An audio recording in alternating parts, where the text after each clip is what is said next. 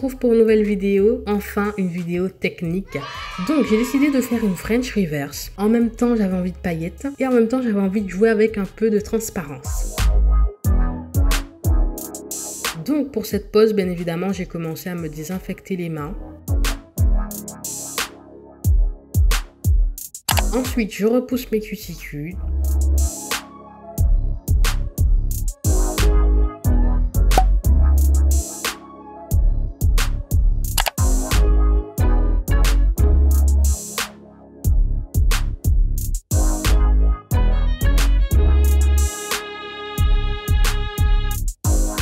Je viens prendre des chablons de la marque Ongles Access, donc je vous l'ai présenté dans le haul il y a quelques semaines.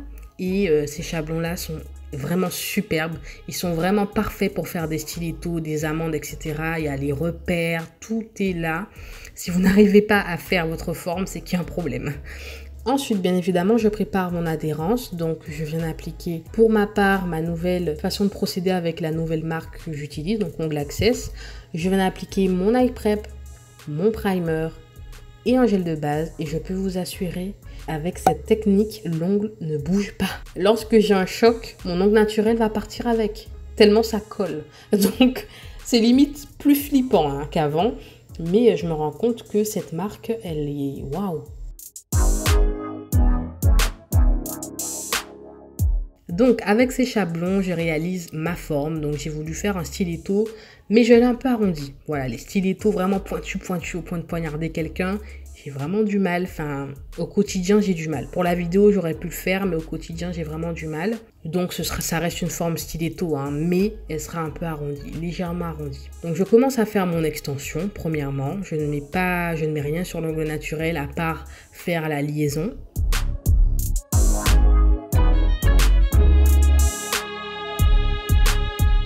Donc voilà, comme je vous ai dit, les repères sur le chablon sont là pour vous faciliter la tâche. Moi, personnellement, ça me facilite la tâche. Je n'ai pas à gérer dans ma tête où prendre tel point de repère, où commencer l'ovale, etc. Enfin, vraiment, tout y est. Donc, je suis juste ce qui est là.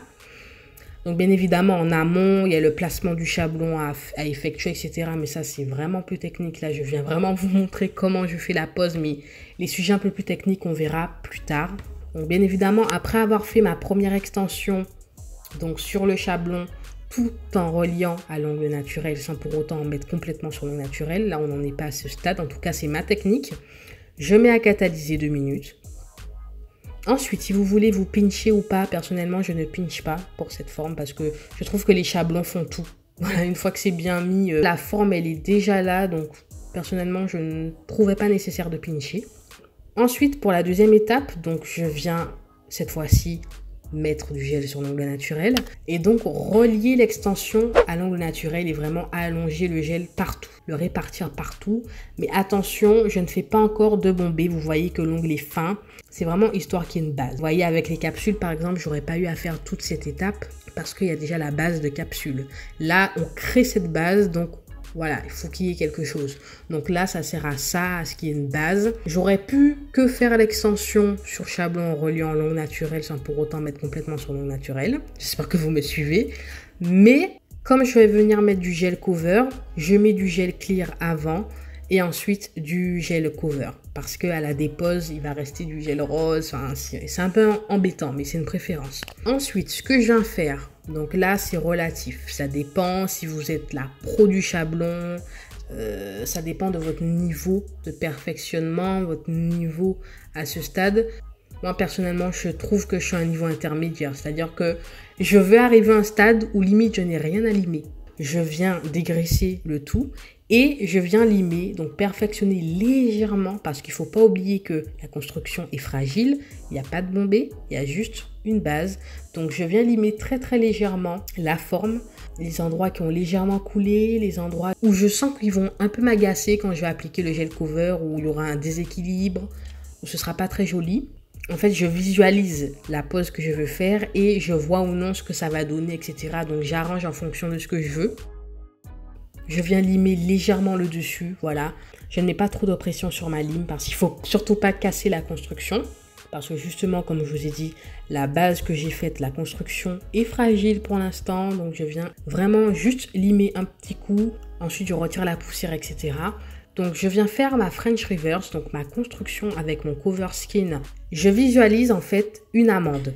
Je fais comme si je faisais une amande, une construction en amande, etc. Je fais comme s'il n'y avait pas de French, mais vraiment. Et en fait, en visualisant une amande, vous allez moins vous prendre la tête. Moi, c'est ce que j'ai remarqué, c'est ma technique. Je vais vous donner un exemple, comme d'habitude, hein, Madame Exemple. C'est comme si vous jouez au basket. Quand vous allez faire votre tir, en général, il y a ceux, parce que bon, ça dépend, mais il y a ceux qui vont plus réussir leur tir en regardant le petit rectangle qui est en haut, le carré comme vous voulez, et ils vont plus réussir leur tir, parce que c'est un repère. Et bien là, c'est pareil. Le fait de prendre une amande comme repère, ça va faire que vraiment vous allez faire quelque chose de très très joli. Vous allez un peu plus parfaire que si vous partez à l'aventure comme ça. Donc ça encore, c'est adapté à votre façon d'apprendre, les mémotechniques, c'est très personnel, c'est à vous de voir. Mais moi, c'est comme ça que je fais. Donc je fais ça pour tous les ongles, etc. Bon, bien évidemment, on fait en sorte que tous les ongles soient pareils. Mais si vous trouvez finalement à la fin, avant d'appliquer les paillettes, que votre reverse, que votre construction du coup est beaucoup trop ronde, moins ovale, etc. Vous pouvez donner cet effet d'illusion au moment d'appliquer les paillettes, voilà. Ou la couleur, si vous faites une French reverse couleur, vous pouvez dépasser dessus et vraiment tricher entre guillemets. Donc c'est toujours mieux de se perfectionner et faire en sorte qu'on n'a pas triché. Mais si vraiment voilà, il y a des dysfonctionnements, finalement vous n'avez pas bien vu qu'il y a un endroit, etc. C'est toujours rattrapable. Ensuite, une fois que j'ai masqué, maquillé, camouflé ma plaque, je viens limer, perfectionner l'amande que j'ai créée avec ma construction afin d'avoir quelque chose de parfait. Parce que avant ça, c'est très... Voilà. Là, on va avoir quelque chose de parfait et c'est ma partie préférée. Clairement, je kiffe faire ça parce que vraiment, ça donne un coup de propre, mais tout de suite. Et on va bien évidemment limer le dessus aussi parce qu'il sera trop bombé. Enfin, personnellement, moi, je l'avais fait trop bombé. Voilà, il faut vraiment limer comme une mise en forme. Sauf que là, vous aurez un endroit surélevé, donc le bombé. Et il faudra gérer ça. Il faudra laisser cette épaisseur parce qu'il va vous servir d'amortisseur, etc. Aussi, ça contribue au bombé. Même si vous verrez que je vais mettre une couche de clear par-dessus pour vraiment faire le vrai bombé à la fin. Mais vous allez déjà... préparer ça et laisser cette petite couche en surélévation. Donc moi je viens perfectionner mon amande, etc. Je viens le mettre à niveau. Je fais en sorte que tous les doigts se ressemblent. Voilà, c'est toujours mieux. Et donc après ça, je viens enlever la poussière, dépoussiérer, passer du cleaner, etc. Et donc je passe à l'application de mes paillettes. Donc ce qu'on va faire en fait, c'est tout simplement la technique d'incrustation. Comme je vous ai montré il y a quelques semaines, quelques mois même. En fait, on va venir incruster des paillettes dans la construction. J'applique une base de construction, donc uniquement au bord libre, donc à l'endroit où il n'y a rien du tout, l'endroit qui est transparent et qui est beaucoup plus fin. Et en fait, j'applique cette couche de construction tout simplement pour que les paillettes collent et accrochent en fait. Donc ensuite, une fois que c'est fait, je viens prendre mes paillettes. Donc j'ai pris des paillettes argentées holographiques. Je crois que je l'ai déjà montré sur la chaîne. J'adore, je kiffe ces paillettes. Et ensuite, je viens parfaire mon sourire avec les paillettes. Je vais vraiment saupoudrer les paillettes de façon à ce que ça comble et à ce qu'on ne voit plus la surélévation en fait. De façon à ce que ça vienne se caler à la surélévation. Je ne sais pas si vous me suivez. Et ensuite, je vais faire un dégradé parce que c'est le style de pose que je voulais à la base. Un dégradé de paillettes en transparence. Et une fois que ça me satisfait, voilà, que j'ai un peu aplati les paillettes, que j'aime bien la répartition, je mets à catalyser 2 minutes. Une fois que c'est catalysé, je viens officiellement, comme je vous ai dit, faire mon bombé et emprisonner les paillettes. C'est vraiment la construction finale de mon ongle. C'est ce à quoi votre ongle va ressembler au final. Bon, bien évidemment, il faudra limer. Mais là, c'est la dernière étape, donc il ne doit pas y avoir de déséquilibre, d'endroits beaucoup plus fins que d'autres, etc. Avec le gel clear, vous allez venir équilibrer toute la plaque, tout l'ongle. Donc tout l'ongle doit être solide. Donc dans mon cas, j'ai fait un bombé qui est visible, mais qui est un peu camouflé. Voilà, j'ai pas eu besoin de faire un gros bombé. Donc ça m'a suffi puisque j'ai positionné mon chablon de façon à ce qu'il soit un peu camouflé. Une fois que c'est fait, je mets à catalyser 2 minutes. Et ensuite, je viens dégraisser et je viens faire ma mise en forme finale. Donc pour les mises en forme, comme d'habitude, je vous le répète à chaque fois, près des cuticules, les parallèles, le bord libre. À chaque fois, j'ai l'impression que je répète ça 10 000 fois, mais moi, la chose qui m'obsède, c'est près des cuticules. Si près des cuticules, c'est pas propre, c'est pas bien limé, ça me stresse, je peux pas. Je ne peux pas. Et pareil, si sur le dessus, c'est bosselé, etc., je ne peux pas. Donc, il y a des moments, j'utilisais ma ponceuse, et je n'ai pas filmé malheureusement. Pour, en fait, la ponceuse, après avoir limé, me servait vraiment à perfectionner le dessus, donc vraiment à retirer toutes les dernières petites bosses que je n'aurais pas pu voir visuellement, hein, si je faisais les choses grossièrement. Mais comme là, j'étais vraiment dans la précision, j'ai pris la ponceuse, j'ai vraiment tout limé. Et sinon, je passais le bloc polissoir aussi pour m'aider. Donc, je vous ai expliqué ça dans une vidéo, comment faire une mise en forme sans bosse, etc. Je vous mets dans le i juste en haut. Et en fait, ce sont des astuces bien à moi en fait que j'applique pour ne pas oublier un endroit, ne pas laisser un endroit trop bombé, etc. Et vraiment voir l'ongle sous tous les angles. Ça aussi, c'est très important. Vous devez regarder votre ongle sous tous les angles afin de voir ce que ça donne partout, peu importe le sens où on regarde. Et c'est là que vous verrez les bosses, les choses à rectifier, etc. Donc, une fois que c'est fait, vous allez venir dépoussiérer. Et ensuite, je passe à ma déco finale parce que ce n'est pas terminé. Et je viens prendre un gel de la marque Ocibel que je vous ai aussi présenté dans un haul. Je vous mets le i juste en haut. Je sais, je suis gentille. Et en fait, c'est un gel que je n'avais jamais utilisé. Je vous ai montré dans le haul et je l'ai swatché effectivement. Je l'ai mis sur mon nuancier. Mais je ne l'avais jamais officiellement utilisé.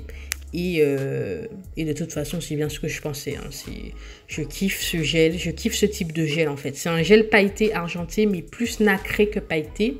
Et pour les dessins que je vais faire, par exemple, il sera juste parfait. En général, on retrouve ce type de couleurs dans les vernis liners, etc. Et là, en pot de gel, avec cette grande quantité, je suis juste trop contente parce que pour les dessins comme j'aime faire là, j'aime trop faire ce type de dessin. Tout simple mais super joli. Il va me durer assez longtemps. Donc bon, j'ai fait au feeling sur n'importe quel doigt. Même les dessins, j'ai fait au feeling. Je me suis dit, bon, pourquoi pas faire ci, ça. Donc, je voyais bien cette pose avec des petits strass. Je me suis dit, pourquoi pas mettre des strass. Donc, j'ai fait des dessins de façon à pouvoir positionner des strass par la suite. Pas beaucoup, vous verrez. Mais je vais positionner quelques petits strass, voilà, histoire de combler le dessin, de le compléter plutôt. Et j'ai trouvé le résultat vraiment pas mal. Franchement, c'est une pose que je trouve pas mal, voilà. Donc, j'ai trouvé qu'en termes de décoration... Voilà, c'était bon, hein. Il y avait des paillettes, des strass, des dessins, voilà, ça brillait assez à mon goût.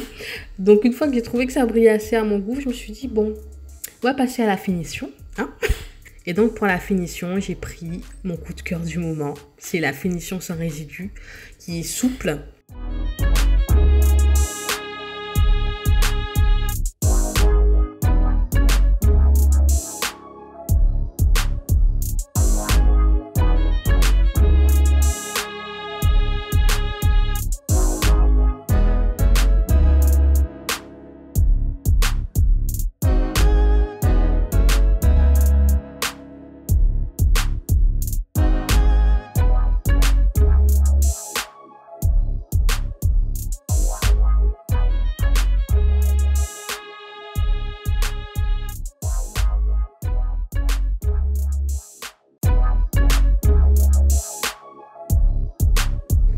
Donc j'espère que cette vidéo vous a plu. N'hésitez pas si vous avez des questions. Et je vous dis à la prochaine vidéo. Bye bye.